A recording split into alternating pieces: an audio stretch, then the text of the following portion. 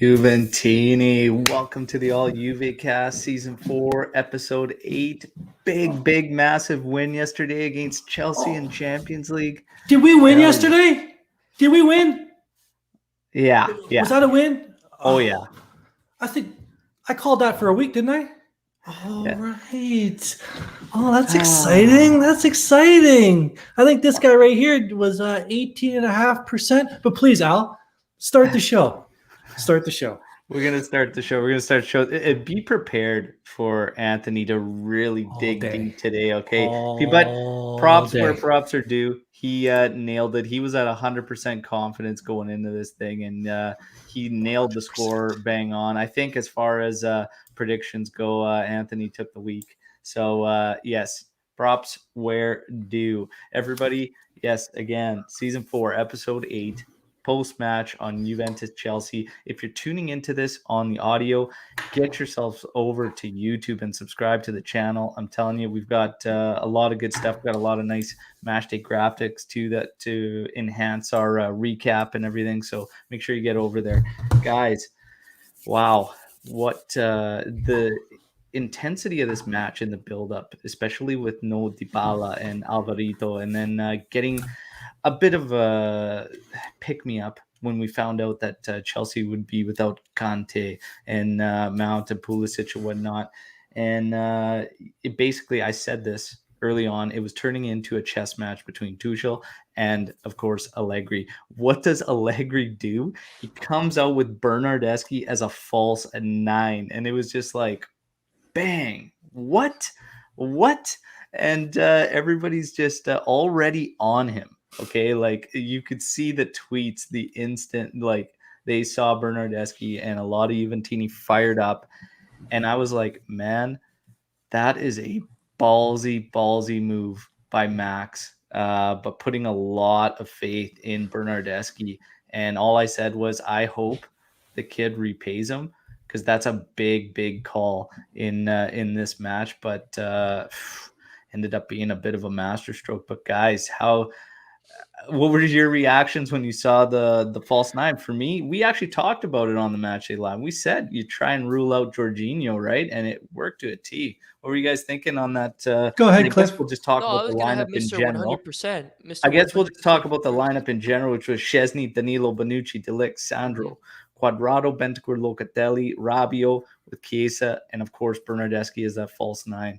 Guys, your thoughts on that lineup when you saw it? Let's have Mr. 100% go first. Yeah, that's me, right? Yeah, of course everyone was a little surprised at the lineup he chose, but we have to remember that this is Mad Max, and Mad Max is going to do what he feels is right, and he's going to be right more times than not compared to us.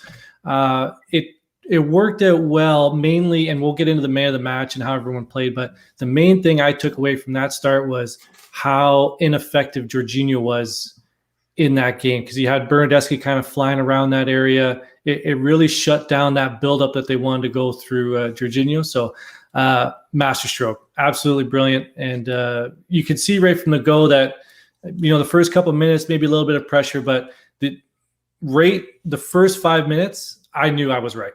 Yeah. I mean, Anthony makes some great points. What he said about Jorginho being shut down, I should have taken a picture. I saw one point in the match where, there was 4 players surrounding Jorginho, and I should have taken a screenshot because it was such a great, photo basically of what Juventus was trying to do. Just lock him down, give him no outlets to get any passes off, and just, keep him contained. And they did such a great job at doing that. And like he said, Mad Max with the, pulling a rabbit out of his hat, putting Bernardeschi at the falso nueve, as one of our friends likes to say. Not me. But not you, obviously. But yeah, I think it was a really great strategy from Allegri. This is, as many people have said, including myself, an Allegri masterclass, an absolute classic from him. Yeah, it was absolutely fantastic and ballsy decision. But again, that's why. This is one of the reasons we brought him back. I do find it funny, though. I do find this funny, is that it's kind of like similar to what Pirlo was doing at points last season, but got absolutely ripped for it but he used, and I mean, this season we're 4-4-2, and we're using a bit of a hybrid in one of the midfield positions to assist offense. And Pirlo used Kulusevski as this guy to rule out a couple registas, mainly against Inter last season, with Kulusevski ruling out Brozovic. It's just funny because Pirlo was never given a lot of credit for, but Max is doing something very similar with the players he has. And that's why I said, like, you got to look at the players that are there. So it's funny. It's a funny thing I thought about while watching this game, and I was like, man, it's so similar. It's funny. But so if you think about it, sorry, Al, we only had one striker on the team, and we had 3 goalies. So he did, against the reigning champions, which, whoever they are, but against the reigning champions, you pull out a 1-0 win with one striker. Unbelievable. Yeah. Just showing how adaptive he can be. And to your point about Pirlo, real quick, that just shows like you can try things. Obviously, Pirlo was trying some things with Juventus, but it comes down to the experience. Allegri knows how to implement this more properly than Pirlo did because he didn't have that experience that Max has had. Yeah, and I don't necessarily know if it's that so much as attitude and approach. And I think Allegri takes it to another level than Pirlo in approach, because I think Pirlo was too much of that. Too calm. Yeah, he was too recently removed from the player thing, and I think he looked at a lot of scenarios from a player's perspective rather than a manager's. And that's where I think the massive, massive difference is. This was the first time in a long time we saw the actual Juve identity come through. Massive. 95 minutes. Every single minute was pure determination, sacrifice, suffering, and just fantastic. A fantastic performance. If you look at the statistics alone, this would have been one of the most misleading matches you would have ever seen as far as stats go, because Chelsea really dominated the statistics. However, when you watched it play out, you realize how little Juventus actually gave Chelsea in this one and played a fantastic match. Let's get to the quick recaps of certain highlights from this particular match. Okay, so kick it off, and a little cagey at the start for Juve. A lot of just a cheap possession loss and whatnot, and Chelsea kind of going through the gears and the motions really, really quickly. But again, not a lot of threats there. So about 13 minutes, we started to get a little more comfortable, and you could see Juve start to come up with some opportunities, and there were opportunities there for us in that first half to punch them in the mouth. And it was really, really good. Again, using Bernardeschi, shutting down Jorginho, forcing Chelsea to play through the outsides, and really keeping everything in front of us. It was a great job. We kicked it off. 19th minute, Chiesa actually intercepts a pass beautifully. He's off to the races. He had an opportunity early on to potentially get this ball over to Bernardeschi. Bernardeschi took a weird route, though. He took a very, very strange route. Yeah, he was floating. Was in a great position, and then he drifted further to the far post there. By the time that Chiesa gets to take this shot, whatnot, he's got to take the shot for me in this particular opportunity and moment. So I saw a couple things about that. Kind of upset about not getting the ball, but he kind of took himself out of the moment, and that moment was there for a split second, but then was gone. What do you guys think? So the first thing about that is, we can't show the live feed, but if you rewind that, when he crosses the 18-yard line, he takes a look, and the guy's a speed demon. There's no way Bernardeschi is going to keep up with him. So if you go back to the other shot there, if you can bring it up, he looks to his left, sees, like, even before that, he has 2 Chelsea defenders in between. Once he gets to this point, he took another quick look, and there's no way he's going to pass that ball, right? And I said it during the halftime show with Cliff on the Spaces on Twitter, and again here, it's just he's pulling the trigger there, 100%. Yeah, absolutely. Yes. So Cliff? For me, I think Chiesa, obviously with his pace, gives himself so many options. But if Bernardeschi runs more near post, that would give him, I think that gives him an extra 2 options, because in this play, he only has 1 option to shoot. But if Bernardeschi comes in, 1, he gets the outlet to pass him. 2, if Bernardeschi keeps cutting in, Chiesa could even use that kind of as a pick and cut back inside and maybe get an opportunity at a better shot to a more open goal. I think that gives him a little bit more of an opportunity if Bernardeschi makes that cut in. But Ant makes a great point. Nobody's catching up to Chiesa with his pace. So I completely understand that point in and of itself. But I have to say, this is just because Juve, once they get that, even though Chelsea's playing possession, you get that one mistake, Juve's going to pounce on it with their pace up top. So really good opportunity. Yeah, he literally had a split second if he was going to get that ball over to Fede, and it was earlier, but he didn't take it, of course, because Chiesa's got speed to burn, man. And when he gets down there deeper, it's still like he's doing the right thing, because it becomes even more dangerous. It's just that odd drift that Bernardeschi made. Kind of took himself out of it, so Chiesa absolutely had to rip. But again, that was 19th minute there through that opportunity. And if there is one knock there, Chiesa has to force a save, has to hit the net. But that spills in the middle. You could probably knock out of that one, and then of course we get to really wrapping up the first half. In general, we had quite a few of some shots and counter opportunities. We all remember the ball misplaced by Rabiot on a fast break. I think if 3 acres isn't enough and he needs another acre, this is crazy. This is one of the reasons I keep going back to this. I think Allegri is pushing something that just isn't there with Rabiot. That's a ball that's, if I'm Max, my jacket's coming off and I'm absolutely livid, because again, big opportunity to punch him in the mouth with that one. And we didn't get it right. So gotta be better on that. Cliff, are you going to touch on that? I was going to say, I know they're professional athletes, but this is an elementary ball. This is a ball that literally anybody could be making. Any of us could be making. I know that people say, "Oh, they're professional players. You can't compare that." He could. I got some pretty good accuracy, and just saying. But with that kind of space, though, in all seriousness, whether it's because the defender was in front of him, he could have played it around the defender, which he overplayed by a lot, or he could have even played it back. So, that's just an awful play by him. And when you're at that level, you expect much better. And to your point, Allegri trying to force it. I think he's trying to force something out of him because he's trying to justify that price tag they're paying him, which I don't see.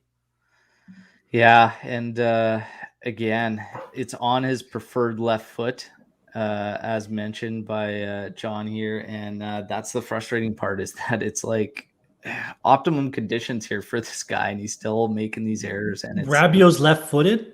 Yeah. So, anyways. That happened, but we had some counter punches through there. Omar's joining us now. We're just going through some of the highlights there, Omar. And again, a great first half, though, limiting Chelsea and having opportunities to counter them. Sense of belief increased drastically amongst Juventini after that first half.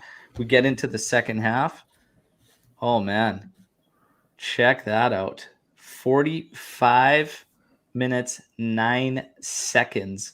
And Chiesa strikes off one of those beautiful plays. We all love them, how we start off some halves where Bonucci just bombs it up. Here's when it goes absolutely right. Bernardeschi getting it after Rabiot heads it onto him and sees Chiesa making a great run. Puts it, I believe, through the defender's legs. I'm pretty sure he megged him on that pass.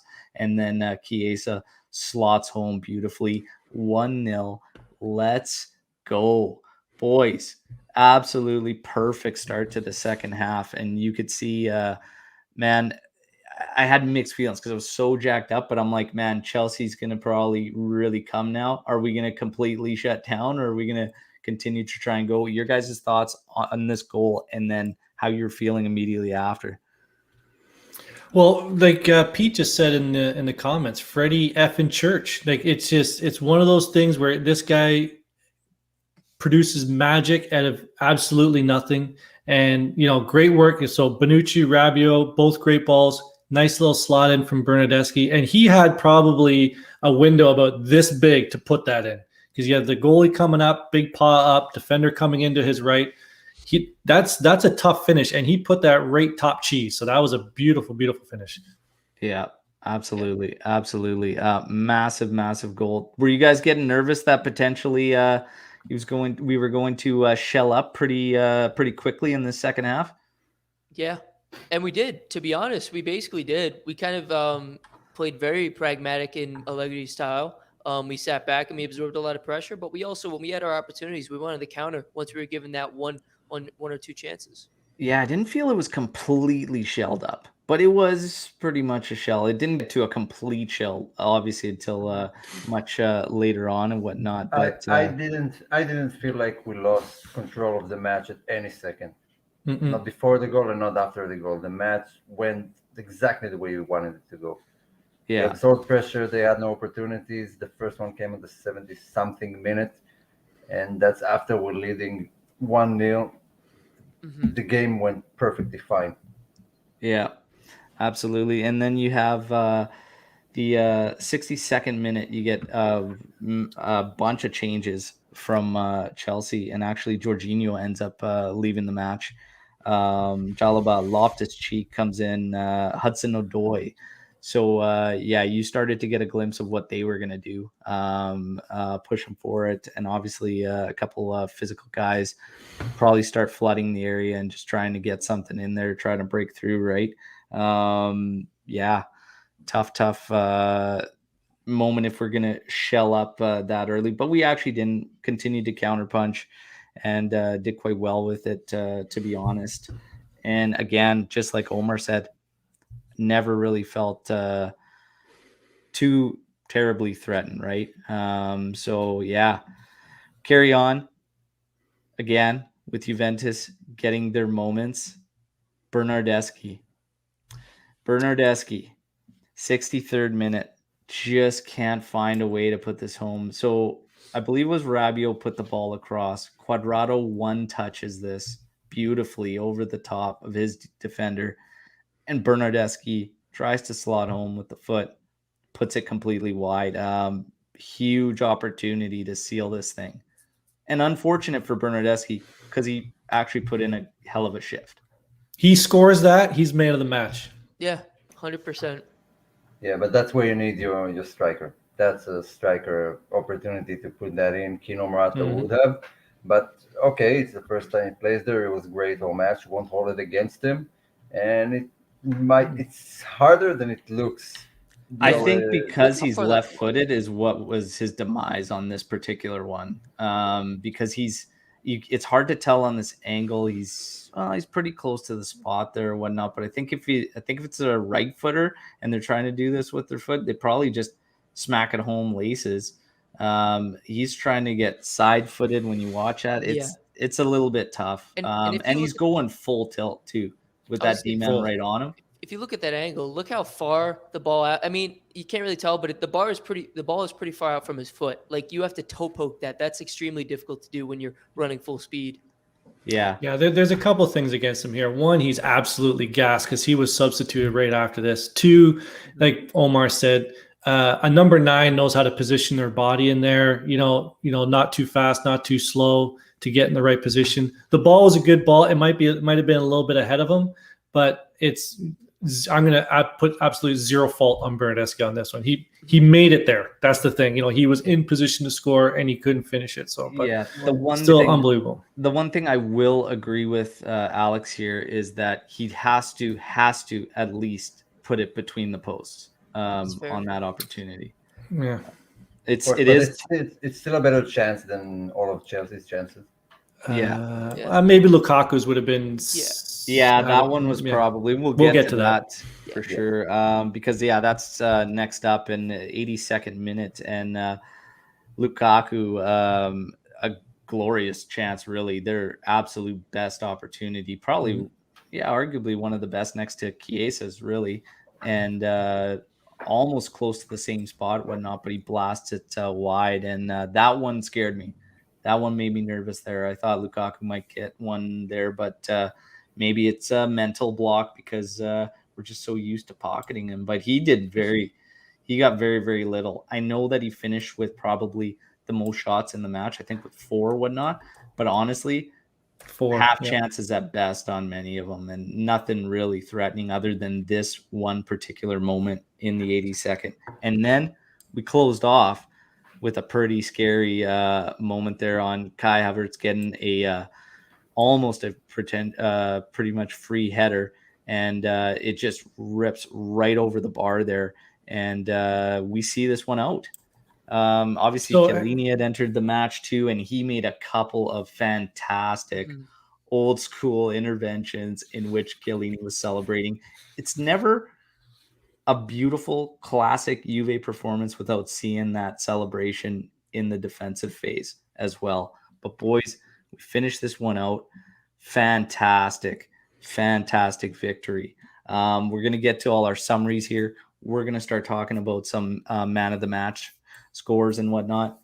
I just want to say this victory, we talked about it on the Match Day Live. This could be the building block we needed, and again, when you talk about all the good points, I don't want to hear anybody discrediting the victory based on who Chelsea was missing, because, hey, we were missing guys too. And ultimately, you can only play and beat who's in front of you.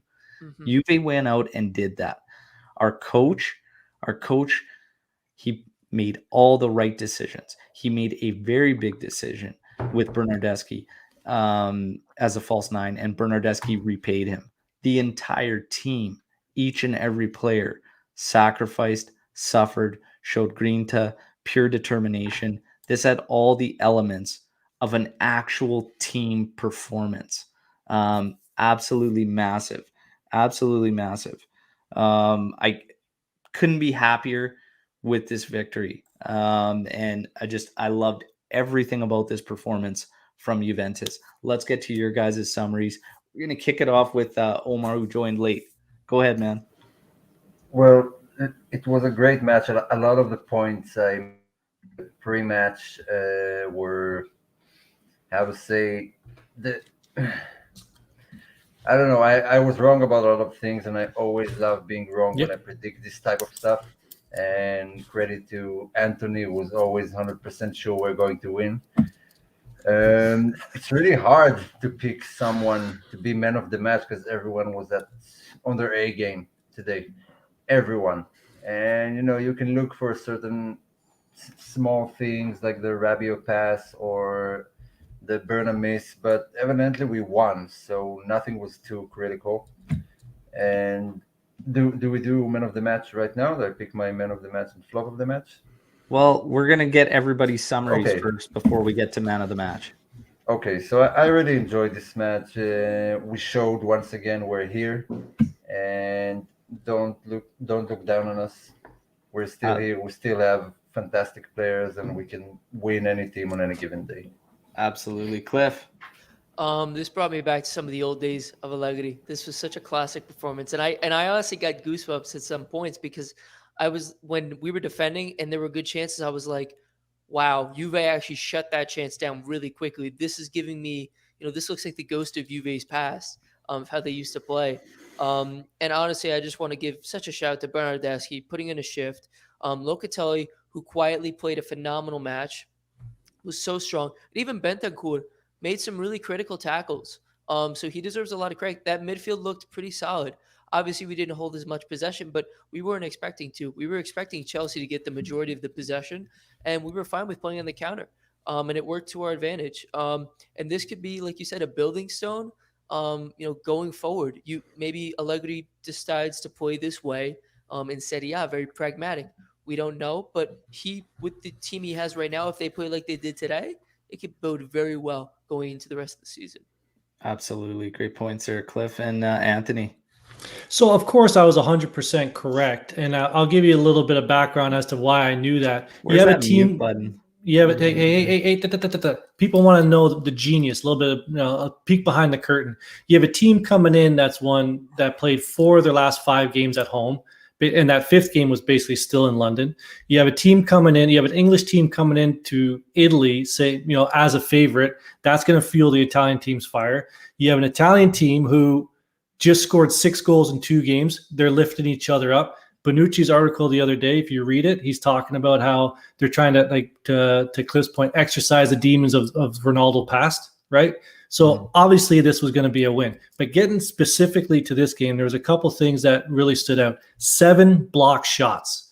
Now, I saw it. So Chiellini had one. Locatelli had one earlier. I think it was in the 53rd minute, big block at the top. That was the difference. Guys throwing themselves in there, doing that extra work to, shut Chelsea down. There was at one point, McKennie had a turnover, and you had 7 guys sprinting back, right? So Champions League is a different beast, and you can see that the team was playing differently than they would in Serie A. It's a sprint. It's not a marathon like the Serie A. The other one was on Kai's header there at the end of the game.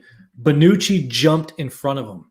That was the massive difference. If Bonucci doesn't jump, he doesn't tilt his head. He actually headed off the back of his head. That's why he missed. But if he has a clean look, that's in the back of the net. So little things like that, they did all the little things great today. And it was awesome to see. Every little thing was done correctly and as a team. Yeah. Absolutely.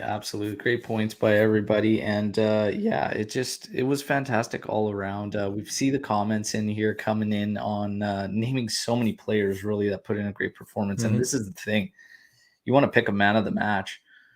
There's a few that are in there, and we're going to go through ours now. And of course, this is brought to you, the man of match, by Striped Hearts Apparel. Check them out. Big new drop out there. A lot of great, cool, custom Juventus fan gear. So check them out. We're going to kick it off with Anthony. Let's go back around the horn and let's get your man of the match. Well, and then we'll do a lowest rating as well. We always do highest and lowest. Mm-hmm. So obviously I'm not going to go with the official man of the match. My pregame man of the match was Bonucci, and I'm going to stick with him. He commanded the troops from the back there for 95 minutes. He, everything was cleared, everything was blocked. Lukaku turned him on that one. As a center back, that's going to happen. But for me, I'm gonna go with Bonucci for holding down the fort back there. There you go. Bonucci is Anthony's. And if you had to put a lowest on somebody, it's gonna be Rabiot. I think everybody's gonna be Rabiot. He just too many giveaways today, and that one pass in the 16th minute just absolutely did me in. There you go. Cliff, man of the match, highest rating and lowest. Yeah, so first of all, shout out Luca for noticing my branded Adidas shirt. So a little shout to Luca over there. And the man of the match, like I said, I called it before the match, Federico Chiesa. If Ant's going to brag about his 100%, I'm going to brag about calling man of the match. He was absolutely phenomenal. His work rate was so good. We already know how talented this guy is, and he put it on display against one of the best teams in Europe. And then obviously, the lowest of the match was Rabiot. He looked like he had too many Côte d'Or outside the club in Paris. He looked like he was just all over the place. He didn't know what he was doing. Those would be my 2 players. There you go. And Omar? Well, I won't go with just to change things up a bit. If everyone plays that great and it's hard to pick a man of the match, and Bonucci is a fantastic shout. And you know how it is with defenders. They can be perfect for 94 minutes and then they lose the striker for 1 second and all of the game goes to shit. But luckily it didn't happen. Locatelli was massive. Chiesa was brilliant. Bernardeschi, Danilo, Sandro, all in the same bracket. Bentancur running all over the pitch. So when a team performs like that, I can give the man of the match to only one person. That's Allegri.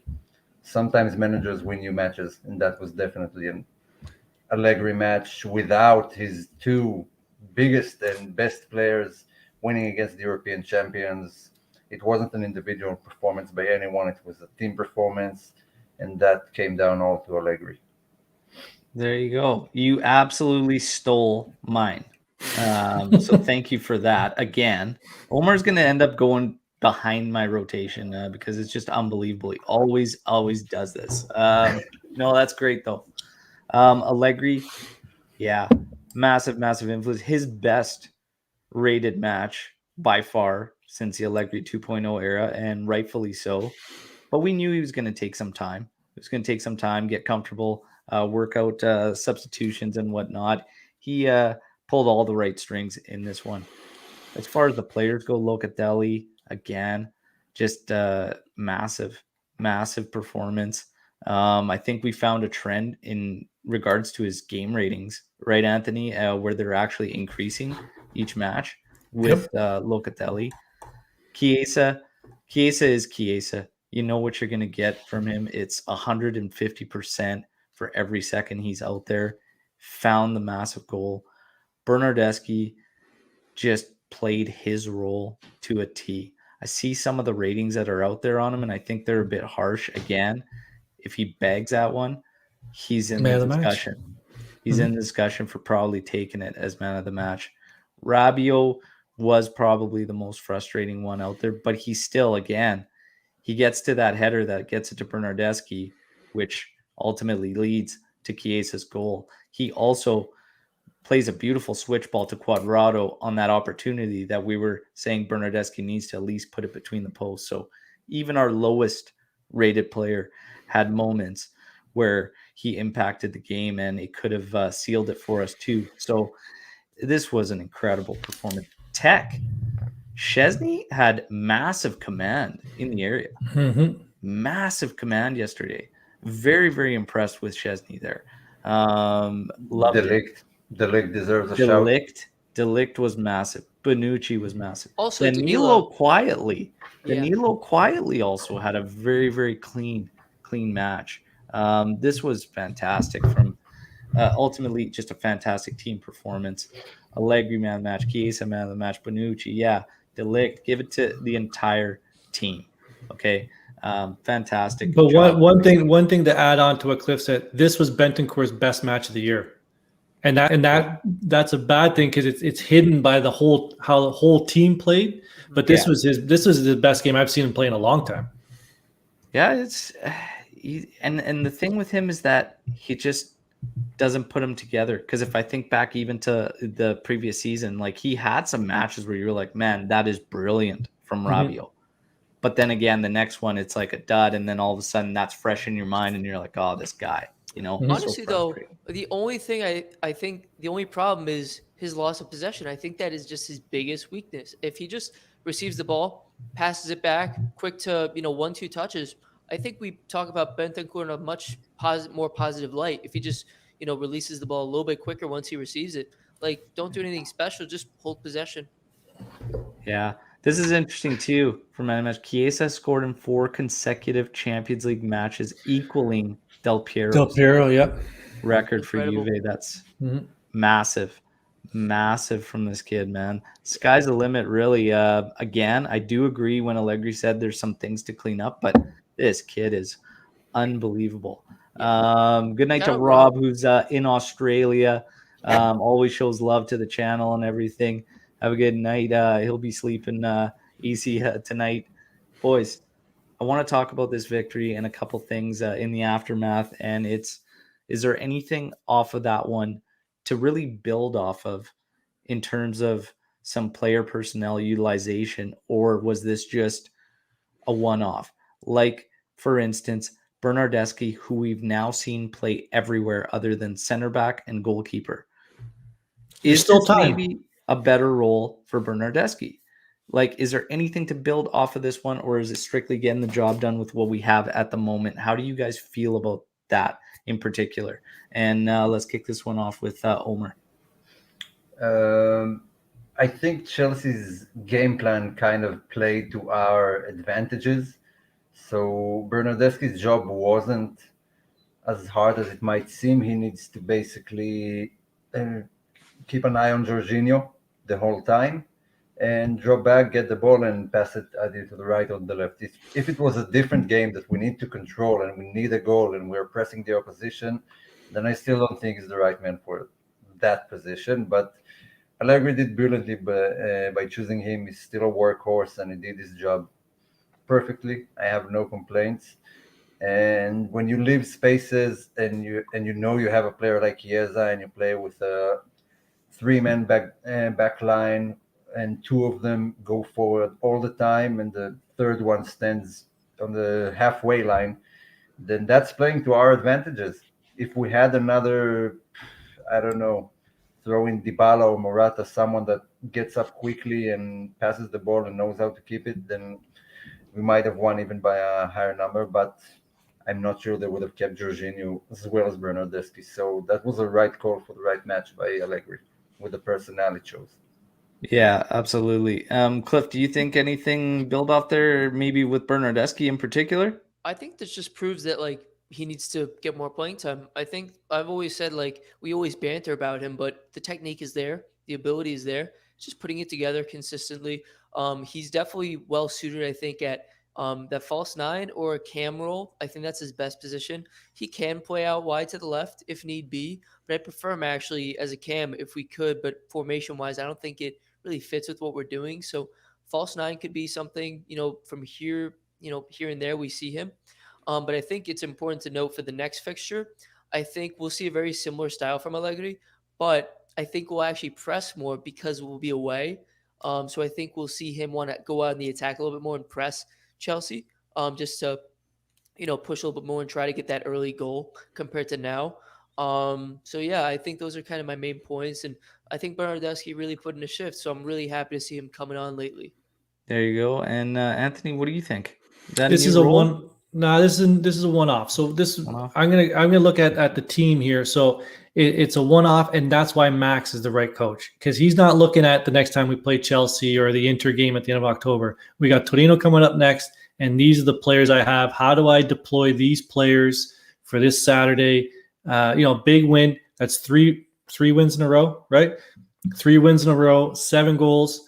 It's how do I utilize these players? Now, there's going to be a bit of rotation. I see some guys talking in the bleachers about the rotation. We'll get to the game a little bit coming up, but it's Max is focusing on one game at a time, and that's what we need. Slow start, but now as he starts stringing these one game at a time together, that's going to add up. So I don't know how he's going to deploy on Saturday, but he may use the same type of tactics that he used only because he has 2 goalies on the bench and 5 available subs, unless he calls up some of the young boys. But again, just one game at a time, and he's gonna deploy what he thinks is best for that specific opponent.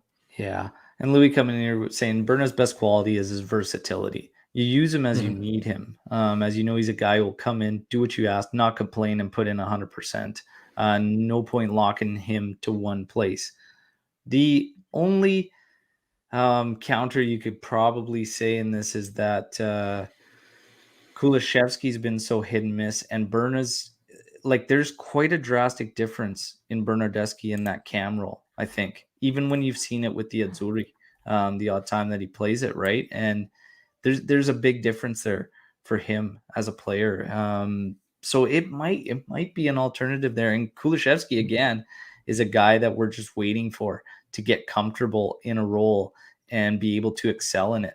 So I wouldn't be surprised if you see, Bernardeschi occupying the Dybala kind of role when Dybala's not there, or even in rotation in the future. I could easily see that. And I know that, guys, we're already talking, Luca's already talking about Torino, expecting a Weston start and whatnot. There's a lot of elements to this too. Anthony made some great points as far as Allegri's looking at exactly what's in front of him at that particular moment. And with Torino now, again, we were hearing all the uproar from De Ligt not being in the projected lineups. De Ligt ended up starting. Okay, Chiellini ended up coming in to close out the match. What a feeling that must have been for Romelu Lukaku to get pocketed by Bonucci and De Ligt, and then in comes Chiellini, who just owned him as well too. So nightmares, absolute nightmare. Lukaku is probably begging for Rugani to come on. Yeah, everybody's thinking what's going through his mind at that moment. Probably just reminiscing about all the other times those guys just absolutely owned him. But yeah. And we have seen both De Ligt and Chiellini pocket Lukaku, and now we've seen Bonucci pocket Lukaku. So we have 3 fantastic defenders, and that's it, actually. Luka coming in. Rom started sweating like Ant does pre-match. Well, Ant's pretty hyped up. He was the only one at 100%. I mean, I think I was second in terms of optimism at 50 and 40%. So, yeah, Props to Anthony, though. Sometimes when we're not there, he'll be the difference maker and I'll be there. pull us all the way up here. So Torino now rotationally. Bonucci's on how many strings of 90s A lot right now? It's let me just 90 minutes in a row. It's 1, 2, 3, 4, 5, 6, 7, 8, 10 games in a row.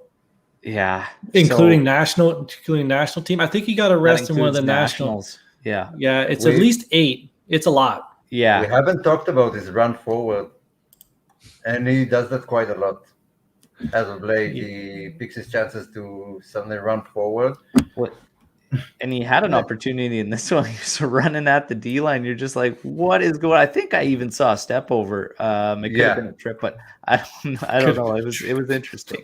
I had flashback from that ridiculous dive he had once, if you remember, when he had a one-on-one with the goalkeeper and just fell to the ground like a puppet. Yeah. It was a horrible moment. I still see it sometimes. Someone brings it up. Does Bonucci need to rest this one against Torino? Would you guys go De Ligt, Chiellini against Torino? Are we going to see Rugani? Go ahead, Cliff. Go. You want to say it? Say it. I want to say, honestly, I think Danilo gets to start. I think they play back four and they play Danilo and De Ligt together. And then they put Cuadrado at right back and they put Sandro at the other. Because Danilo's had a good string of matches and I think he's justified getting a starting opportunity. Because I'm so against Rugani playing. I'm sorry to say it, but he does not deserve to play. He might get a throw-in match maybe in the Coppa Italia. But I think this one you put Danilo in, you play that back four. And for other rotation, I think McKennie gets to start. I think you see Kulu at some point in this match. So I think there'll be Allegri knows what he's doing. He'll know who to start and who not to start.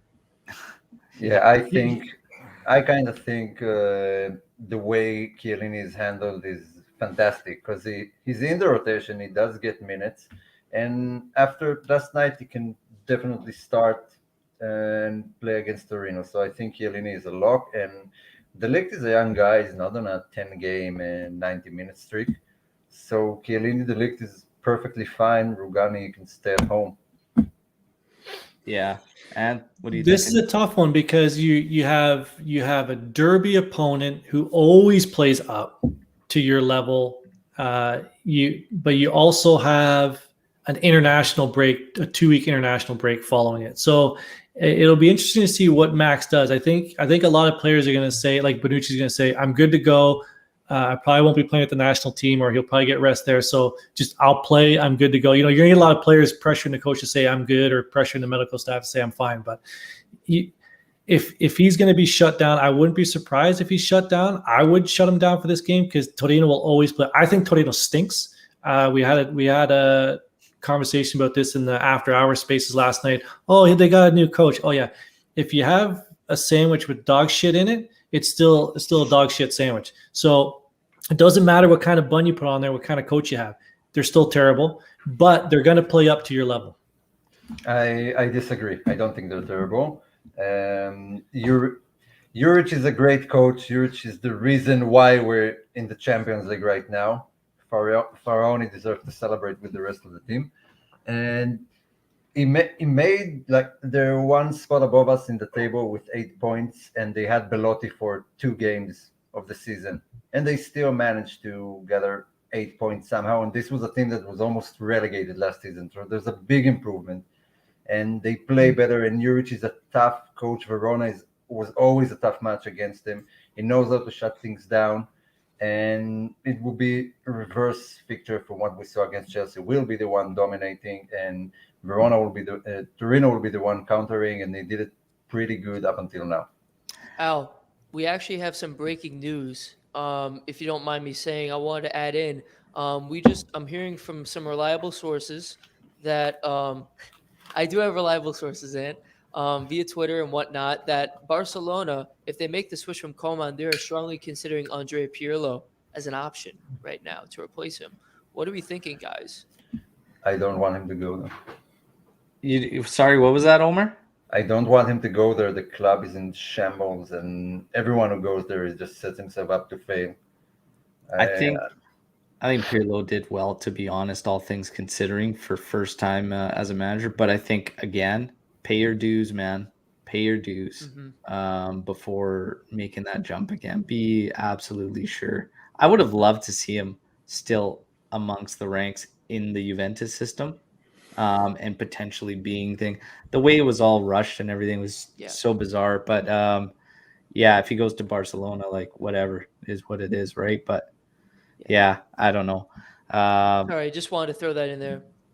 Yeah, I'm not a fan of the top Spanish sides, so I would rather him not do that. But if he does, I mean, good luck to him, except for any times we would ever meet. But it is what it is. Yeah. Now, Torino, this is tough when I think about this because Ant's maybe, he's 100% in on Juventus winning and everybody else stinks. We know that about Anthony. And I love him for it. Torino's going to be tough. It'll be tough. Bonucci resting. I could see him, Max, not going with that just yet because you're also one game left and then an international break. Bonucci's probably going to be a part of that international break. Interesting, man. Very, very interesting.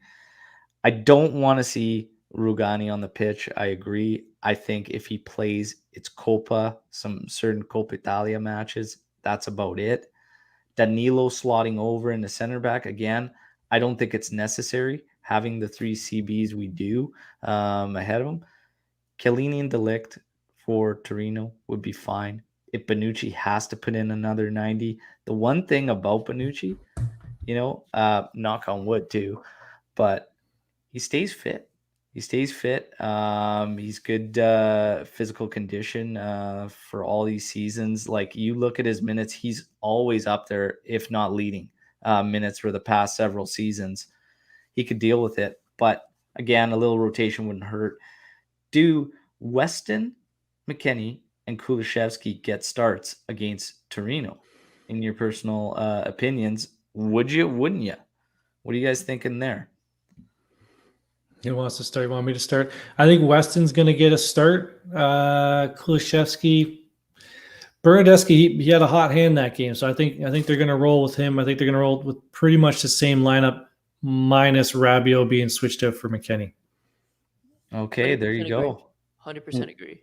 And you would do the same, Cliff? I would agree. I think Kulusevski will see the match. I think he'll see time in this match. I think Bernardeschi might get subbed off earlier, probably around 65th minute, and let Kulusevski see it out. But I agree. I think Bernardeschi has played his way into this match. Yeah, obviously. Bernardeschi played well for the last couple of games he played, and Kulusevski hasn't. He's the senior player. He's been in the club for like 5 years now. If he doesn't get the start with that many injuries and in that situation, then that's a real bummer for him. And I don't think Allegri will do it. Kulusevski needs to pick things up, and I would like to see Keane play against Torino because it will control the ball more and get more balls into the area. And so Cuadrado might be sacrificed, maybe. So if you play Keane, who, like, let's just say this lineup, Omar, that played yesterday, if you put Keane in, who comes out? Cuadrado. So yeah, because I'm thinking if Bernardeschi stays in the lineup, it would probably not be again at false 9, but possibly one of the mid roles. But Weston's got to get some minutes too. He did get a few minutes in this one as he subbed in Chelsea match. Looked full of energy. Really, we were in the shell at the time, so it is what it is. Can't take a whole lot from it, even with Kulusevski's cameo and whatnot. But yeah, I don't know. I think McKennie plays. I think Moise Keane starts, and I would personally start him. And I give a couple of these guys some rest, maybe Cuadrado and Rabiot, whatnot. Danilo is a guy that's in peak physical condition. I think he can be fine at right back if you want to play that way. You might want to maybe change that, though, because Cuadrado is always in good physical condition, too. Maybe you take Danilo out, drop Cuadrado to right back because it still gives you a little bit more of an attacking prowess.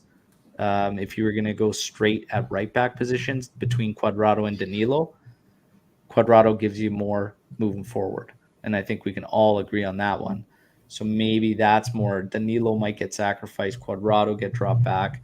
Bernardeschi could slot over to the left side. Keane could enter the pitch. Weston could enter the pitch. It's probably what I'm thinking. The confidence level in this team should be ramping up. It's on the upward trend again. If you want to dissect how victories come and all that, we've got the right guy at the helm because he doesn't care how the results come. They come. The one biggest thing he wants to do is bring down the number of goals allowed. We talked about how the goals we allow happen, and it's usually from our own demise. Juventus was Juventus' worst enemy, okay, for quite a few seasons now. This was a big, big sign and a big, big step, this match against Chelsea, in cleaning up those errors that lead to our goals. I hope they can approach all the matches. And now the thing is, they've hit that bar that Max is asking for. You know what I mean? In terms of the focus, determination, the drive, and steady for 90 plus minutes, they finally hit that bar. And now he has something to hold each and every individual to, right? It can only mean good things. I expect the victory on Saturday and us going into the international break and then coming out, hopefully getting Dybala back, Artur's getting ready to enter the mix again, which will hopefully free up Locatelli even more. And then we have to wait a little bit longer for Alvarito, but Caio Jorge, the forgotten man, the youngster, should be coming back around the same time as Dybala and Artur. So it's on the and Ramsey might be healthy. Yeah. It's on the up, everybody. Our lineup, as far as the schedule goes, of course, Torino international break, and then Roma, Zenit, Inter, Sassuolo, and Verona. Okay, that's a tough stretch. That's a tough stretch. It'll be fun. But again, I'm glad we had the potential to finish off before the international break the way we are right now, and then of course getting those guys back. Massive. Want to get your guys' closing thoughts on just Juve Chelsea, the way this team is going in general, and how we look coming into this next international break. And let's kick it off with Anthony. Well, Al, you and I, we talked about this, match day 2, match day 3. Everybody just calm down. Max will get it. Everybody just relax. So now we're getting to match day 5, match day 6, bigger Champions League games. Just calm down, everybody. Max will figure it out. And he's starting to figure it out. He's figuring it out with only 5 guys available on the bench. So everybody just needs to pump the brakes. We're on, like you said, we're on the upswing. 2 wins in the league, 2 wins in Champions League.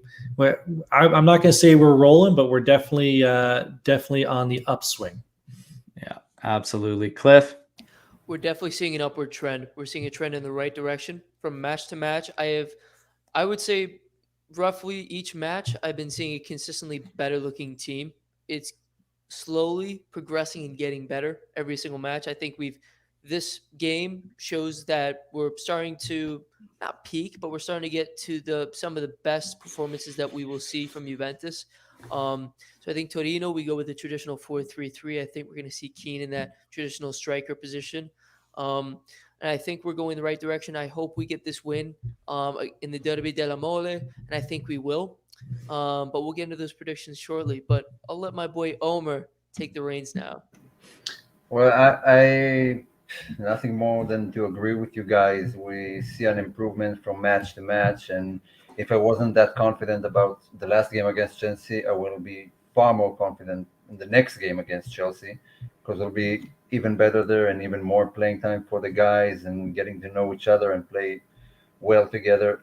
Torino is Torino. It's always a tough match because it's a derby. They always give it in 150%. And I just like seeing what I saw last night.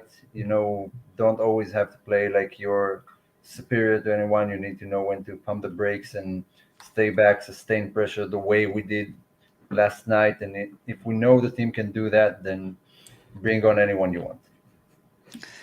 Yeah, absolutely. And some of these comments, these guys are just killing me with the Ramsey comments. The kind of guy to be ruled out for an itchy scalp. Itchy scalp cannot be underrated, man. That stuff, it stings. You got to get the cream. And it's tough. They have Head and Shoulders for, man. It's You true. get, you get 7 million by your own. We try to wrap up. We try to wrap things up, and then we get these great comments, and it just wants to keep me going talking about you. But Louis coming in here saying after yesterday, he thinks having Locatelli in the deep line playmaker position is the better move in big matches. His defensive ability far exceeds Arthur's, and his passing range is 1,000% better. I completely agree with all those points, but I think the beauty of it is that you have an option. Like, it's just one more trick up Allegri's sleeve that he can slot Locatelli to a Metsala and push him forward, and Arthur would be able to kind of protect that and just be that holding midfielder. But I do agree, Locatelli in the deep line playmaker position is still solid by all means. I do have one last question I want to ask you guys, and everybody still joining us live here, is Chiesa as a forward or in that winger role. Like, now we've seen a little bit of it up there, and usually when he's used, he's in that Quadrado-esque role on opposite side or whatnot. Should he just be one of the outright forwards?